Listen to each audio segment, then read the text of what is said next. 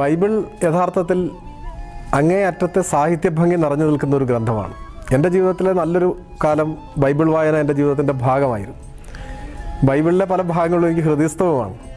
ഇപ്പോൾ എബ്രഹാം ഇസ്ഹാക്കിനെ ജനിപ്പിച്ചു, ഇസ്ഹാക്ക് യാക്കോബിനെ ജനിപ്പിച്ചു, യാക്കോബ് യഹൂദയെയും അവൻ്റെ സഹോദരങ്ങളെയും ജനിപ്പിച്ചു, യഹൂദ താമരൽ പാരസിനെയും സാരഹിനെയും ജനിപ്പിച്ചു, പാരസ് ഹെസ്രോനെ ജനിപ്പിച്ചു, ഹെസ്രോ ആരാമിനെ ജനിപ്പിച്ചു. അങ്ങനെ പറഞ്ഞ് എനിക്ക് അതിൻ്റെ ഒരു ജീവിതചര്യയുടെ ഭാഗമായിരുന്നു ഒരു കാലം.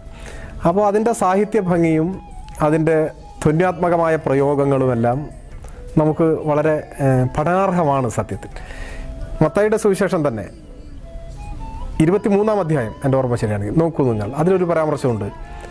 കിണ്ടി കിണ്ണങ്ങളുടെ പുറം വെടിപ്പാക്കുന്നതിന് മുൻപ് കുരുടനായ പരീശനെ നീ അതിൻ്റെ അകം വെടിപ്പാക്കും എന്ന് പറഞ്ഞൊരു ഭാഗമുണ്ട്.